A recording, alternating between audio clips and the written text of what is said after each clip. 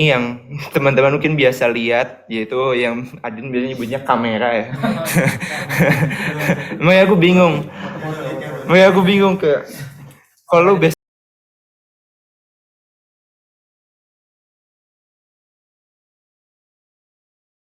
dan Kadaster ini survei tentang ya surveying ya tentang penentuan posisi, bentuk, ukuran dan objek. Terus kalau Kadaster ini lebih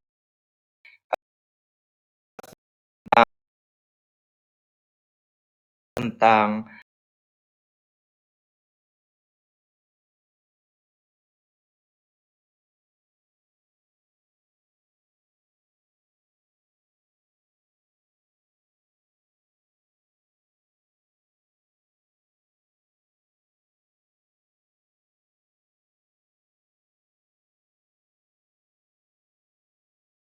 jadi di dalamnya teodolit itu sebenarnya kayak kaca pembesar gitu loh. Jadi kalau kamu lihat masuk ke dalam itu ya kayak kaca pembesar aja, cuman bisa di zoom sampai jauh sana gitu.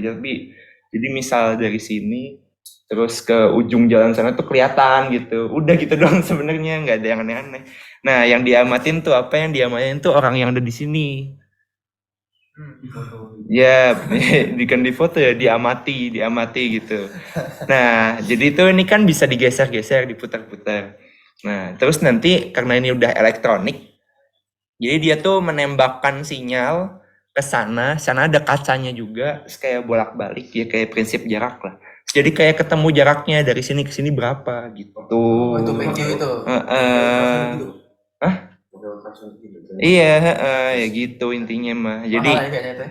mahal, satu ini bisa 100 juta. Jadi kalau kita praktikum, misal hujan, yang dipayungin bukan kita, yang penting dia. Jadi kalau di TGG yang penting itu alat, bukan tubuh.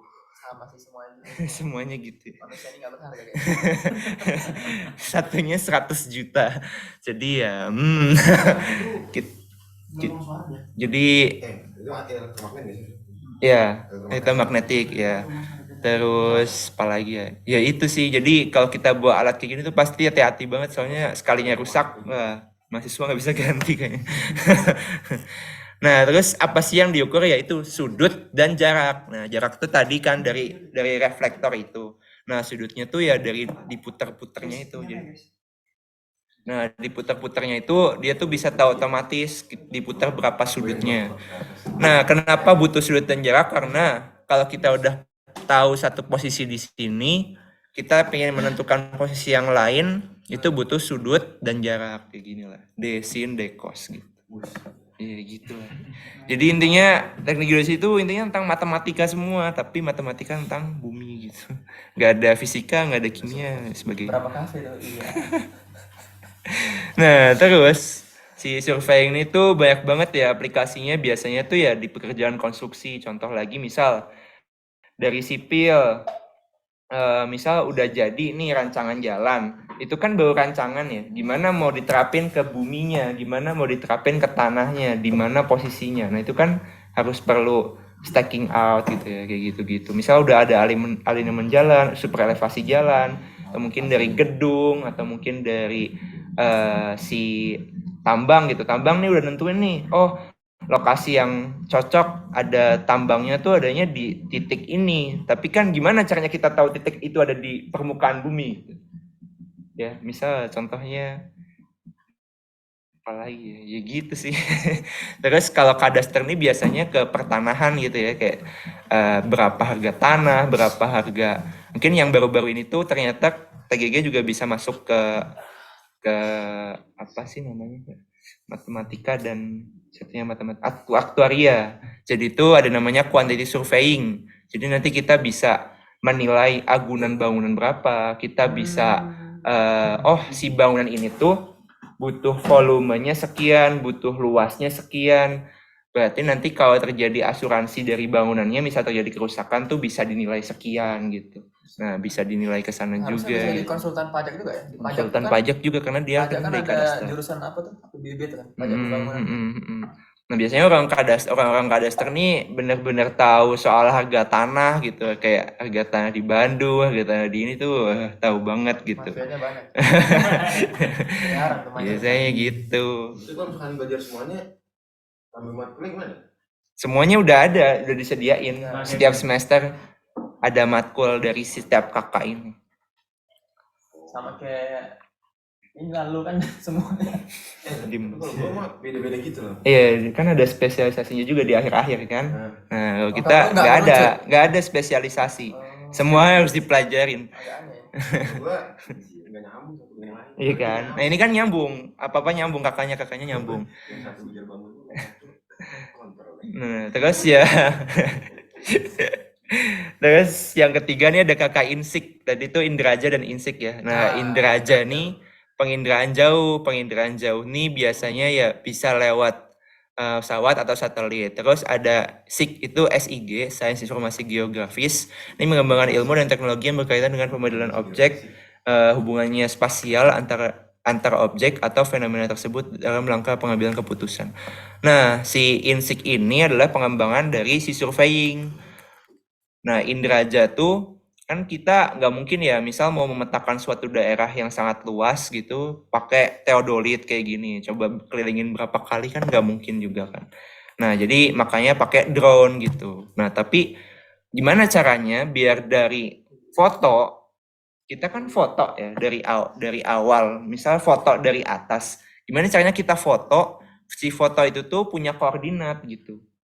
Oke, kayak kita kan misal foto gimana caranya biar bisa kita tahu di sini, oh sini koordinatnya 0, sini koordinatnya ini gitu kan.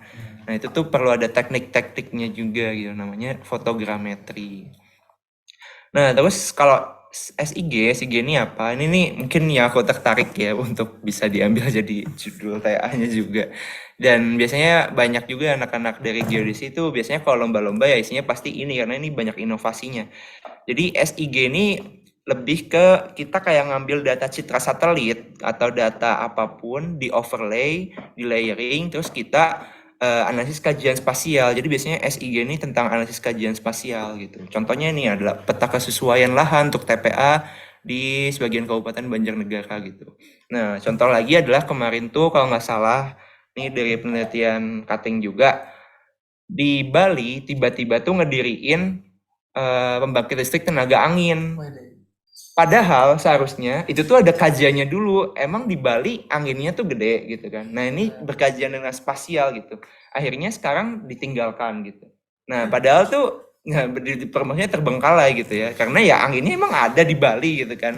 Nah, seharusnya kita tinjau dulu. Emang angin yang kencang di Indonesia tuh yang mana? Yang sesuai dengan spesifikasinya tuh yang mana? Jadi kita udah tahu anginnya sekian, maka kita bisa kalkulasi dapat energi listriknya sekian. Nah, itu tuh juga bisa ditinjau dari analisis spasial gitu. Contoh lagi ini tadi kesesuaian bangkit listrik, kesesuaian lahan untuk TPA. Dan ini bahkan bisa meluas ke bidang ranah sosial dan kesehatan. Contoh kemarin tuh ada penelitian juga tentang penyebaran dari COVID. Kita bisa lihat dari kepadatan penduduk, kita bisa lihat dari penghasilan si warga tersebut juga bisa. Terus juga kita bisa lihat dari sosialnya, mungkin mana aja sih daerah di Bandung yang kira-kira cocok untuk kita bisa bansos dari ini tuh harusnya tuh lebih diarahkan ke kabupaten yang mana, ke kecamatan yang mana, tuh bisa dianalisis dari spasial. Jadi apapun yang hubungannya dengan di mana dan kapan tuh pasti bisa dianalisis secara spasialnya gitu. Kalau contohnya yang lain mungkin ada di apa ya? Jadi GIS-X sih. Bencana. Bisa Ini juga nggak sih? lingkungan yang gitu. Penurunan muka tanah Pantura itu kan. Kalau Penetrasi ya, naik air laut ya. Jadi dia tuh mapping gitu ya. Iya, gitu ya. Kalau penurunan muka tanah berarti dia masuknya ke geodesi ya, maksudnya ke geodesi. Dia kayak penurunan muka tanah di Jakarta, di Semarang, di Pekalongan. Nah, itu bisa terpantau. Soalnya kan dia pasti kalau turun kan kelihatan ya, koordinatnya pasti beda gitu. Kalau turun tuh pasti beda koordinatnya. Nah, itu tuh ditinjau dari kakak geodesi ini gitu. Nah, kakak geodesi ini juga menjelaskan fenomena-fenomena fisik bumi gitu, kayak air mengalir tuh bukan dari tinggi ke rendah aja, tapi air mengalir tuh dari kayak elektron, dari potensial rendah ke potensial tinggi gitu. Balik potensial tinggi ke potensial Potensial, maaf ya ampun, dari potensial tinggi ke potensial rendah. Nah, jadi si kakak geodesi ini juga menjelaskan bahwa air tuh mengalir dari potensial tinggi ke potensial rendah. Potensial di sini maksudnya potensial gaya berat bumi gitu. Kalau ini mana ya? Mengalir sampai jauh. Sampai jauh. Aduh, nggak bisa nunjukin sih, tapi ya banyak lah dari SIG. Contoh lagi kayak Waalaikumsalam. Terus tuh misal bisa ditinjau lagi dari kajian ini cahaya malam. Misal cahaya malam ngambil dari citra satelit, kita bisa lihat oh karena Jakarta nih cahaya malamnya banyak, perkembangan di Jakarta tuh ternyata pesat ya dari tahun ke tahun, cahaya malamnya semakin banyak gitu. Oh berarti di situ pasti banyak industri atau mungkin banyak perkembangan yang terjadi gitu. Nah terus yang terakhir nih yang kemarin barusan banget yaitu kakak hidrografi, yaitu mengembangkan ilmu dan teknologi ya intinya tentang laut lah, pemetaan tapi di laut gitu. Nah hasilnya tuh biasanya ya peta laut gini ya, peta laut. Nah peta laut ini buat apa ya? Pertama pastinya buat navigasi di kapal, karena ya kalau pernah naik kapal ya pasti kayak di tengah, kalau udah di tengah-tengah sini kan isinya air semua ya, mulai ke kanan ke kiri kan air semua. Kalian tahu di mana kalian ada di mana itu kan kayak bingung. Nah, pasti peta laut ini cukup membantu gitu. Terus juga bisa jadi yang buat minyak atau yang buat tambang gitu ya. Nah, biasanya kan kita harus tahu nih posisi kita ada di mana. Terus misal posisi pingin dipasang rig di mana, posisi pingin offshore-nya laut di mana gitu. Nah itu kan perlu tahu di mana, karena kalau udah di tengah-tengah laut tuh benar-benar udah nggak kelihatan rambu-rambu apa-apa ya. Kalau di darat kan kayak kelihatan oh deket rumah ini, oh deket sini gitu. Kalau di laut kan air semua gitu. Nah fungsi lain dari peta laut adalah misal untuk pemasangan pipa laut, pipa yang buat apa sih, yang buat telekomunikasi biasanya. Ya itulah pipa fiber ya, pipa fiber optik, terus kayak pipa laut kayak dari pipa minyak gitu kan, itu kan dipasangnya kan di laut ya, dari laut ke darat gitu. Nah itu kan kita juga harus tahu bawahnya laut kayak gimana. Belum lagi misal lagi kapal lagi lewat gitu ya, kapal lagi lewat, kita kan nggak tahu di sini ada gundukan apa enggak nih. Sini kan sini ya, dari kalau konturnya sini kan ada gundukan di sini. Nah, kalau kapal main lewat sini aja ya pasti lambung kapalnya nabrak ya. Ya jadinya bocor di tengah-tengah ya habis gitu. Contoh lagi itu kayak kapal Titanic yang pernah tenggelam. Itu tuh ya karena kan kita nggak tahu ya, itu sulit untuk dipetakan juga karena gunung es kan ya. Gunung es kan kelihatannya kecil kalau dari luar, padahal kan dalamnya gede gitu ya. Nah, itu kan kapal Titanic nabraknya itu. Oke, gitu sih. Udah selesai sebenarnya. Siapa lagi ya? Kenapa menurutku TGG ini cukup luas? Karena ya tadi bisa diterapin ke berbagai hampir di semua jurusan yang berkaitan dengan keteknikan konstruksi itu pasti ada surveyornya gitu. Ada surveyornya, contoh misal yang nggak berhubungan banget, misal kayak dari EP gitu, tentang penentuan jalur Saluran transmisi. saluran transmisi itu kan juga pasti butuh geodesi, kayak mana ya jaluran transmisi yang paling cepat, yang mana ya saluran transmisi yang kira-kira di situ nggak banyak penduduknya, nggak banyak ininya. Nah itu kan pasti ada analisis kajian spasialnya dulu gitu, nggak mungkin main berdiriin aja kan, nggak mungkin juga gitu. Terus misal kalau di tambang sih pasti udah butuh, kalau di sipil juga pasti udah butuh. Dari geologi apa ya pasti banyak juga ya. Ya geologi kan juga buat peta-peta. Nah apa sih perbedaannya? Orang lain kan jurusan lain kan juga buat peta, dari sipil buat peta, dari geologi buat peta, dari geografi buat peta, Bambang juga buat peta, kelautan buat peta, Ose juga buat peta, semuanya kayak hampir buat peta gitu. Apa sih yang bedain tentang sama si TGG ini?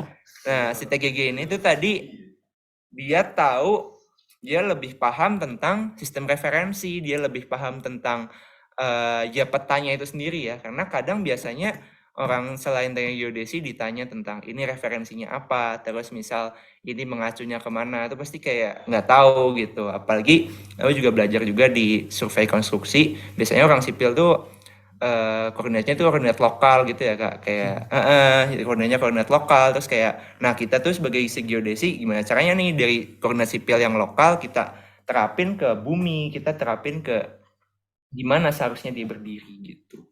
Biasa 84. Kalau mungkin ya Mawan mungkin taunya itu gitu kan. Padahal kan banyak yang lain selain WGS 84 gitu. WGS 84 tuh ya salah satunya adalah elipsoid yang kita acu untuk si ininya, untuk si buminya, bentuk bumi yang paling mendekati bentuk bumi sebenarnya. Bumi itu geoid ya. Bumi tuh nggak boleh nggak sih? Agak datar ya. atas bawahnya tuh agak gepeng gitu nggak sih? Kalau bumi datar ini Gimana sih? bubar ini. Jurusan saya bubar. Konspirasi. Datar kayak PCB ya. Dia mah orang kok ini kan batas bumi punya ilmu jadi kayak Ya, ini banyak, Cok. aturannya tuh di bumi doang. Jadi nggak ada pemetaan di selain bumi itu kan di bulan atau di Mars. Maksudnya sekarang kan orang kan udah sering ke Mars kan. Lu bayangin kayak orang Amerika udah pernah ke bulan. Bulan bagian mana ya blok AP gitu. Kalau misalnya di bumi kan kadang-kadang koordinatnya. Kalau itu kalau pemetaan di luar angkasa tuh nggak ada. Soalnya penambangan sekarang tuh isunya udah ini, Iya. udah sampai penambangan luar angkasa. Soalnya Bener. kalau geodesi, Lunar desi jadinya bukan geodesi. Berarti kayak NASA gitu nggak sih? Memetakan bulan gitu-gitu. Sebenarnya ya ada, cuman mungkin itu topiknya lebih ke topik advance yang S2 gitu ya. Tapi kalau di S1 ya pasti nggak dipelajarin lah. Mungkin ya pasti kita harus mendefinisikan terlebih dahulu si bulan ini bentuk elipsoidnya yang paling mendekati itu apa gitu, sama kayak bentuk bumi kan gitu. Kayak ya kita harus dari awal lagi gimana sih si bulan karakteristiknya gimana secara geometri dan sebagainya gitu. Mungkin apa ya yang menarik. Nah, ini sih kalau elipsoid itu kan dia kan bentuk matematis ya. Dia kan ya elipsoid sama kayak globe lah kalau kita lihat globe. Nah, padahal tuh bumi tuh bentuknya kayak globe persis ya. Bentuknya tuh kayak gini kalau kita lihat gitu. Jadi si air mengalir bukan kayak gini. Air tuh mengalir ya dari merah ke biru gitu ya. Dari merah ke biru gini. Jadi untuk bisa menjelaskan fenomena fisik air mengalir itu ketinggian itu biasanya dinyatakan terhadap geoid. Jadi geoid tuh kayak MSL lah, kayak MSL. Contoh misal ketinggian 1500 mdpl, meter di atas permukaan laut. Nah, pasti sama dosen geodesi itu ditanya laut yang mana gitu. Emang ya beda gitu. Jadi ketinggian laut di setiap ini tuh pasti beda-beda gitu. Jadi 1500 mdpl di Aceh belum tentu sama dengan 1500 mdpl di Solo misalnya. betul. Karena apa sih kan? Ya karena si gaya berat bumi ini dia kan beda-beda gini. Nah gitu. Jadi setiap MSL di setiap tempat tuh beda. Karena zaman dulu tuh belum ada berkembangnya pembaharuan penyatuan gitu ya. Biasanya MDPL tuh ditentukan dari laut terdekat. Jadi kalau MDPL di Bandung tuh biasanya ya dari Pangandaran bener. Kalau yang dari Jawa biasanya dari Parangtritis atau mungkin ya sekitar Jogja gitu. Kalau yang dari Aceh aku nggak tahu daerahnya. Ya. Kalau sekarang Global gitu. ya harus global, harus dari si geoid ini. Oh, yang biru itu? Ya ini semua. Oh semuanya. Kalau sekarang udah sama. Kalau sekarang harusnya udah sama. Tapi kalau yang di gunung-gunung tuh ya biasanya kan udah lama. Udah dari lama kan kalau yang di gunung-gunung tuh. Jadi ya biasanya masih zaman dulu. Gitu. Jadi penentuan tinggi itu tinggi berdasarkan apa? Tinggi dari mana gitu kan? Kita kan tinggi 2 meter dari mana? Dari tanah. Tapi kalau di referensi tinggi dari mana gitu kan? Ya dari geoid ini si nol dari sini. Nah, setiap nol di permukaan itu bumi itu bisa beda-beda. Beda-beda. Apalagi itu mungkin peta itu. Kenapa kalau petanya datar si Kanada, Rusia itu lebih luas karena kita tuh mendatarkan bumi yang bulat. Jadi kalau kita lihat bumi kan misal hampir bulat lah bisa dibilang. Kalau kita buminya kita belah gitu, mau kita datarin tuh kan nggak bisa ya. Jadi pasti itu ada distorsi, itu ditarik gitu. Yang atas sama yang bawah tuh ditarik, jadi dia kelihatan gede gitu. Jadi itu sebenarnya kalau peta datar tuh nggak ada yang salah, nggak ada yang benar juga gitu. Jadi disesuaikan dengan kebutuhan. Nah kalau si peta ini tuh namanya peta Mercator, yaitu dia mempertahankan sudut dan jarak. Nah makanya dia digunakan untuk peta-peta navigasi gitu guys. Walaupun memang kayak Greenland sama Afrika kok kelihatannya sama ya, padahal Greenland tuh ya kecil gitu. Kanada sama Amerika juga ya Rusia sebenarnya kecil-kecil aja gitu, nggak segede itu banget. Bisa jurusan malah menarik ya. Jurusan Pembahasan dari jurusan ini kayaknya gue jadi tahu hal yang gue nggak tahu gitu. Iya, fun fact ya. Dipelajarin ya. Menarik juga ya, boleh. Apa ya, fun fact-nya apa lagi? Ya itu sih paling bedanya. Atau mungkin aku jadi contohin Mawan. Mawan kemarin nanya kan kayak ini gimana caranya masukin UTM ke ke Google Earth, Nah itu kan nggak bisa ya, karena UTM tuh datar, Google Earth tuh bulat. Tapi yang masukin map apa asrama ini lu nggak sih? Oke. Apalagi ya, mungkin prospek kerja boleh deh. Prospek kerja lu nggak masukin sih. Kalau prospek kerja sih ya pastinya bisa kerja di pekerjaan konstruksi dan lain sebagainya. Dan siapa lagi ya di bidang lingkungan, bisa masuk ke bidang lingkungan, kehutanan, pertanian, ya macam-macam lah ya. Dari BPM. Ya lu kemana pengen?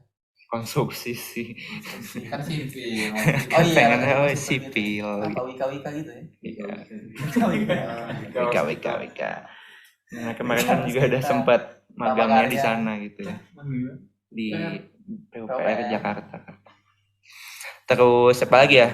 Ini sih paling si lulusan S1 TGG dari ITB ini dia tuh sama kayak dokter. Jadi ada profesinya. Jadi kalau kita udah lulus ST itu tuh udah diatur dalam hukumnya dari BIG. Kalau ST tuh gajinya hanya sekian. Tapi kalau ambil sertifikasi profesi kayak Surveyor Indonesia, isi ya Surveyor Indonesia ini ngambil sertifikasi lebih, dia gajinya ya bakal lebih gitu ya. Jadi sertifikasi ini kayaknya bakal penting banget kalau buat cari kerjaan. Buka, tapi kalau yang di TGG sertifikasinya cuma ada khusus hidrografi doang yang Cat E. Gitu. Laut itu. Kalau ya yang laut, tentang kelautan. Tapi kalau yang lain nggak ada di belum. Sisi. Si Ikatan Surveyor Indonesia ini. Jadi udah diatur juga lah dalam hukum. Jadi kalau ditanya pengennya gajinya berapa ya orang udah ada di standarnya gitu ya, udah di standarnya situ. Jadi standar minimalnya tuh di situ gitu. Nggak tahu ya. Nggak ada. Aduh gimana ya? Aku juga nggak tahu per KBIG-nya. Agak lah. Udah di spill nggak apa-apa anjir. Udah di publikasi. Nggak sensitif lah Niko ya. Tentang apa ya? 2 digit nggak tuh? Kayaknya iya. Sebenarnya gaji mah relatif sih. Pindah jurusan. Pindah jurusan. 2 digit Pak. Kalau udah masuk bawah tanah pasti 2 digit. Tapi Apalagi sampai mantel bumi, inti bumi. tapi kata dosen gua selain lu masuk bawah tanah terus kayak ke atas lu ngeluarin dahar lu jadi hitam. Serem. Ngirup terus ya. Di bawah kan nggak ada sirkulasi kan, jadi debunya muter di situ. Aku nggak tahu ininya, lupa perkanya, lupa lah. Ya intinya itulah. Terus apalagi ya, mungkin saking luasnya si geodesi ini jadi kita juga belajar macam-macam ya. Pertama belajar satelit, belajar komunikasi. Makanya aku kadang tanya Chen, karena satelit GPS itu kan sebenarnya dia ngirim sinyal gitu kan. Nah sinyal juga dipelajarin di geodesi. Terus basis data juga dipelajarin. Karena aku kadang nanya anak IF gitu, basis data buat ini, basis data spasial gitu ya, berkaitan dengan spasial. Terus apa lagi ya? Gitu sih, jadi kayak belajar macam-macam juga, sama belajar hukum jadinya. Tanah tadi, wah itu gila sih mafianya. Tapi kok kenapa di ITB geodesi geomatika jadiin satu, sedangkan di kampus lain tuh pada kepisah-pisah gitu? Karena ya tadi kita pengen kayak mungkin penggabungan gitu ya. Integrasi. Iya, pengintegrasian gitu biar ya kenapa nggak jadi satu aja. Lalu dengan beban SKS yang sama ya. Nah kalau ini kok, kalau di compare TGG ITB sama yang lain gimana? Kalau di compare gimana? Dalam segi apa ya? Masa dari perspektif lu apakah memang benar TGG ITB itu yang paling baik dari kampus lain atau enggak? Nggak juga sih, kebanyakan kalau di TGG ITB dia memang lebih fokusnya dosen-dosennya lebih banyak ke kayak di surveying, kayak di geodesi gitu ya. Misal kita biasanya tuh banyaknya aku ke situ gitu. Sedangkan kalau yang di UGM itu banyak yang ke Indraja, banyak yang ke Insik gitu. Katanya sih gitu, nggak tahu. Jadi kayak setiap kampus ya punya spesialisasinya yang beda-beda. Ini studi lanjutnya banyak mana? Studi lanjutnya. Negaranya. Oh, negaranya. Biasanya sih kalau ISMA aja biasanya ke Belanda. Ke Belanda, kalau enggak ya ke Tokyo biasanya tuh dosen-dosen tuh, ke Jepang lah intinya. Jepang sih, Jepang sih Jepang ya. semua gitu kan. Kan faktor banyak ibu. Bisa.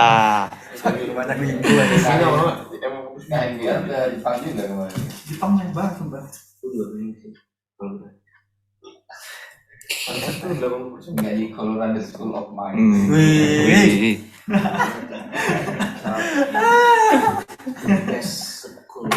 Sekuler. Apalagi ya. Itu aja sih paling. Di Lampung. Ini salah satu dari SIG. Monitoring the supply and demand of domestic rice. Bukan guys, ini peta ketahanan pangan. Jadi ketahanan pangan nasi itu tuh bisa ditinjau. Iya. Banyak gelapnya sih. Enggak, kalau gelap itu batas administrasi. Gelap semua. Kayak kalau hijau ada. Enggak tahu ya, aku belum baca penelitian peta kelaparan. Ya ampun, kasihan banget. Gelap semua Indonesia. Zero hunger. Tapi kayak kan kalau nggak salah lo juga Water metain ikan kan metaphor. itu. Ya, Nah itu ZPPI nggak sih? pakai metode apa? Maksudnya kan ikan kan gerak kayak gimana? pakai metode apa? Pakai metode kalau ikan ya. Kok bisa gitu metain yang something bergerak dan hidup gitu? Ya dari echo sounder. Jadi kan kita kalau metain bawah laut itu kan kita nggak bisa pakai gelombang apapun ya, gelombang elektromagnetik tuh nggak bisa merambat di air. Terus jadi ya satu-satunya yang bisa gelombang yang bisa merambat di bawah air adalah gelombang suara. Jadi kita mendeteksi si ini semua tuh ya dari gelombang suara. Nah sebelum menghasilkan peta ini itu dia pasti ada noise-nya kan. Jadi noise-nya tuh pasti ikan atau terumbu karang gitu. Mungkin bukan nggak bisa merambat kali ya. EM itu kan harusnya dia nggak terpaut medium kan.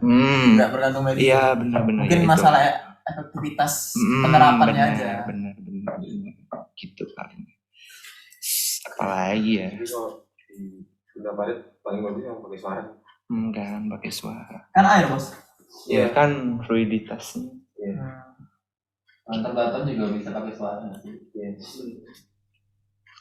Apalagi ada yang mau ditanyakan karena cukup luas aku juga jadi bingung. Ya ini bicara ini aja, lisan aja. Oh iya, KP langganannya di mana biasanya? KP langganannya macam-macam karena kan tadi ada 4 kakak ya. Jadi setiap ini tuh pasti walaupun belajar semuanya tapi pasti jadinya tertarik ke satu kakak aja gitu. Misalnya kalau yang di survei dan kadaster ya pasti KP-nya kayak yang di kayak Wika, kayak yang di PUPR, kayak yang di Abipraya gitu-gitu. Tapi kalau tertariknya di Indraja SIG biasanya ke BIG, ke apa sih yang aplikasi SIG gitulah. Aku juga lupa namanya. Gojek butuh Google Maps gitu ya. Kayaknya ada deh dulu yang KP-nya di Google Maps terus apa gitu. Google Maps itu sih. Bisa aja. Atau mungkin apa ya jangan fun fact-nya misal kayak salah posisi misal lagi order gitu kan. Nah itu kan juga pasti posisi dari si GPS-nya tuh ya kelihataannya kurang gitu kan. Karena seharusnya untuk penentuan posisi kan pakai GPS itu kan pakai sinyal elektromagnetik. Nah seharusnya tuh tidak terhalang oleh bangunan gitu. Jadi biasanya tuh harusnya akurasinya tuh lebih akurat kalau di luar gitu. Luar terus dia juga nggak ada obstruksi, dia nggak ada macam-macam lah gitu. Jadi biasanya kalau kita di dalam bangunan tuh ya biasanya nggak teliti. Pakai NGPS. Handheld tuh sebenarnya ketelitian yang sangat rendah sih kalau di Berapa geodesi. meter? Berapa meter? Kayaknya 6 sampai 7 meter. Jauh. Ya, jauh kan. Kayaknya kalau kita buat di sipil ya mungkin benchmark gitu. Kita buat BM itu ada metodenya sendiri gimana caranya si BM nih ketelitiannya cuma sampai mili, cuma sampai senti gitu. Itu sebenarnya bisa diusahakan.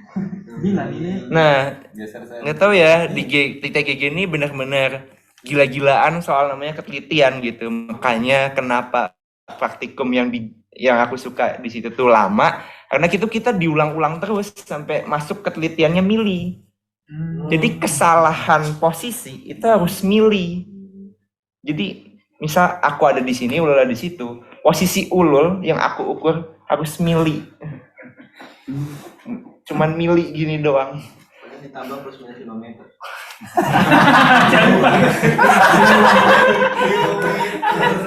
Itu Rocket science. driver sama konsumen udah ribut. Pak, di mana Pak? Rumahnya udah salah. Bapak ngedrop lokasinya di sini. 5 meter 7 meter nggak masalah ya. Dari Itu harus kelihatan. Driver udah ribut. Tapi bagus juga sih kalau itu bisa banget karena mereka ada pelajaran meledakan gitu kan. Kalau meledakan range harus Oh iya, ledakan mili luar biasa tuh. jadi kalau range-nya luas, jarak amannya lebih luas lagi.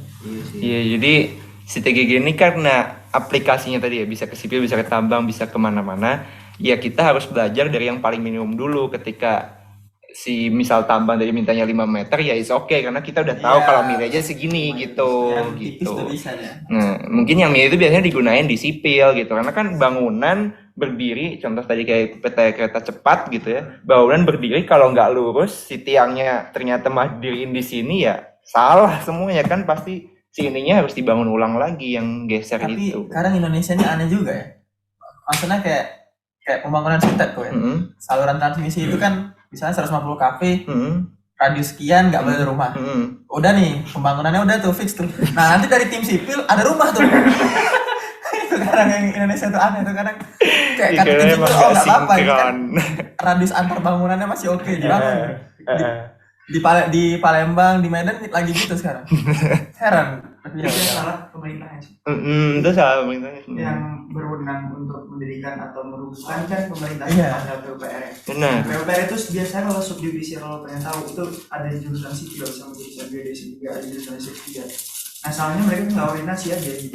Betul di situ. Swasta diriin tiba-tiba itu enggak. Jadi ada PUPR, ada PPN ya, jadi itu nggak satu referensi peraturan gitu kali. Iya benar, jadi itu belum ada integrasi antar kementerian kalau kita bahas di hukum kemarin tuh gitu. Jadi ya itu benar masalahnya sempat diangkat tuh itu juga.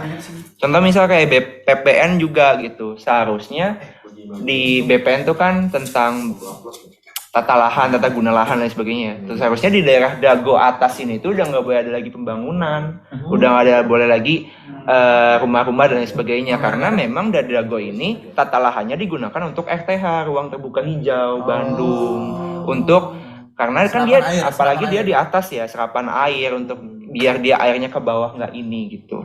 Seharusnya itu emang nggak di sini tapi karena banyak mafia tanah, banyak orang pengen ngebangun di situ, view-nya lebih bagus, harga jualnya lebih tinggi, villa-villa di sana juga pastinya kalau dijual disewa lebih tinggi. Yang orang pasti pengen diriin rumah di sana dijadiin bisnis gitu. Jadi tata guna lahan. Bisnis plan. Terus kayak apa lagi ya misal di Bandung Selatan, kenapa Bandung padahal yang mungkin kayak di dataran tinggi dia kan tinggi ya, tapi di daerah Bale Endah, daerah Buah Batu kenapa bisa banjir itu ya karena Bandung ini bentuknya kayak cekungan gitu. Di GL ada matkul khusus namanya geologi cekungan Bandung. Geologi cekungan Bandung. Matkul. Matkul. Buset. Bukan matkul. Agak ini. Ada general sih pertanyaannya. Jadi kan kita tahu ya penggusuran tuh akarnya kan karena ada pemukiman yang tidak pada tempatnya kan. Betul. Misalnya di bantaran sungai kan jadi erosi atau mungkin di pinggiran rel kereta api yang nanti potensi untuk kecelakaan gede banget. Nah itu harusnya nggak ada bangunan di sana gitu. Dan sedangkan sekarang populasi penduduk di Indonesia itu udah 350 juta, 250 juta lebih, padat banget. Dan artinya gitu, ketersediaan lahan dan kebutuhan lahan itu nggak seimbang kan. Nah itu gimana dalam perspektif geodesi supaya orang-orang tetap dapat tempat tinggal, tapi mereka tinggal di tempat yang memang boleh didirikan gitu, dan layak gitu juga. Jadi konflik kepentingan antara pemerintah pengen buat ini jadi lahan terbuka hijau, dan konflik kepentingan antara masyarakat pengen punya rumah gitu, nggak bertabrakan gitu. Nah, waduh, sebenarnya kalau bahas soal tata guna lahan lebih ke PWK sih ya, lebih ke planologi. Tapi kalau dari ketersediaan lahan gitu ya, memang seharusnya sih dari si BPN sendiri tuh, kalau BPN-nya bagus ya, kayak BPN di Tangerang, BPN di Tangsel, BPN di Jakarta, itu kan dia udah ada aturan spesifikasi khususnya gitu. Nah itu tuh sebenarnya harusnya udah diatur mana bagian RTH, mana bagian pemukiman, mana bagian ini dan sebagainya. Nah dan kalau udah diatur kayak gitu, ya nggak ada lagi yang namanya kayak penggusuran dan sebagainya, karena itu kan udah ada daerahnya ya. Jadi daerah RTH tuh ya di sini, daerah pemukiman tuh di sini gitu. Jadi lebih ke tata kota sih jadi masuknya. Jadi kayak ya seharusnya memang sudah ada tempat untuk dia pemukiman. Nah biasanya yang jadi permasalahan Indonesia adalah sosial masyarakatnya, karena kadang orang udah lama tinggal di situ, mereka kan nggak mau pindah karena terkait dengan sosial gitu, kayak kepemilikan, kayak gue udah lama di sini, masa ya gue harus pindah ke tempat lain yang gue nggak tahu harus di mana gitu. Atau kayak relokasi bangunan kan biasanya dia nggak mau pindah ya karena ya gue udah lama di sini, masa gue tiba-tiba pindah ke rumah susun aja di sana gitu. Ya biasanya sih konfliknya di situ. Terus misal rumah susunnya ternyata nggak baik, nggak memenuhi dan sebagainya gitu ya, biasanya nggak dirawat gitu sih paling. Yang kemarin tau nggak yang kan ada aksi angkatan gitu yang ITB, Dago Elos kalau salah, dia kan bahasa agraria juga, sama kayak Anyar Dalam. Nah menariknya guys, ini bisa juga buat semua gitu. Di Anyar Dalam itu warga itu kan mereka digusur PT KAI ya, itu kepemilikan tanahnya ada pada warga sebenarnya. Jadi sebenarnya tanah itu nggak ada suratnya sama sekali, karena itu udah bertahun-tahun, berpuluh-puluh tahun yang lalu gitu nggak ada suratnya, dan itu dalam aturan undang-undangnya kalau dalam tentang masalah 80 tahun itu ada yang secara legal hukum pemiliknya di atas surat itu diserahkan kepada warga gitu. Itu diserahkan kepada warga yang empat itu di atas 80 tahun. Nah ketika itu menggusur gitu aja gitu, dan alasan itu jalur kereta kan masih dalam persidangan, masih belum keluar keputusan sidangnya gitu. Nah itu banyak banget anak Indonesia yang ngurusin. Jadi di kementerian itu pun ada Abau Dastin, sama siapa ya? Siapa ya? Labib ya, kalau itu. Anak-anak geodesi, bahkan sempat kemarin ada di sekre geodesi apa itu? Apa pingpong bukan? Show tentang agraria gitu ya intinya. Agak lain. Iya gitu sih paling. Ya benar sih, tadi ada juga di geodesi itu untuk pengukuhan kayak tadi ya, pengukuhan sertifikat tanah. Apalagi misal kalau kita lihat di masyarakat adat gitu ya, yang hidupnya masih di hutan, dia kan nggak tahu di situ tuh tanah ternyata tanah untuk tempat tinggal, tapi ternyata mau dijadiin apa gitu ya. Nah itu tuh kita dari situ juga kita bisa bantu. Ada tuh dosen yang benar-benar concern ke sana, bantu ke masyarakat adat gimana caranya tanah ini bisa dipertahankan, gimana caranya tanah ini itu untuk konservasi gitu. Ada juga ke sana, arah yang ke sana. Gitu. Jadi intinya benar-benar tentang tempatnya di mana dan kapan sih. Spasial dan temporal. Apalagi. Udah sih cukup luas ya. Bintang 5. Mau. Ini yang sama jurusannya gimana ntar? Kolab sama Rapi juga gimana? Rapi gimana di sini? Rapi habis ini ya. Gimana aja? Gua kakak tambah di bulan aja. Itu pilihan nggak sih? Iya bebas. Nggak mesti ini. Oh gitu sih. Tapi ada yang mau buku nggak? kayaknya nggak ada. Apa lu microchip gitu? AI apa? Pernah. Secara general. Ntar aja. Lu ada tren kan? Tapi kakak. Ntar aja. Coba aja. Tapi sebenarnya bener loh kan fun fact-nya, dulu kan aku karena saking pengennya FTSL ya Kak. Aku tuh dari Solo ke Bandung ngikutin open house ITB dulu yang sebelum COVID ya. Open house ITB. Terus tuh aku ikut open house-nya FTSL. Terus aku kan masuk tuh. Terus habis itu aku tanya, yang mau nanya siapa? Terus aku nunjuk tangan. Sebenarnya bisa nggak sih Kak kalau kita advance lagi diriin bangunan misal di bulan dan sebagainya gitu. Aku pernah tanya itu sebenarnya pas open house gitu. Sama kayak pertanyaan Abijar.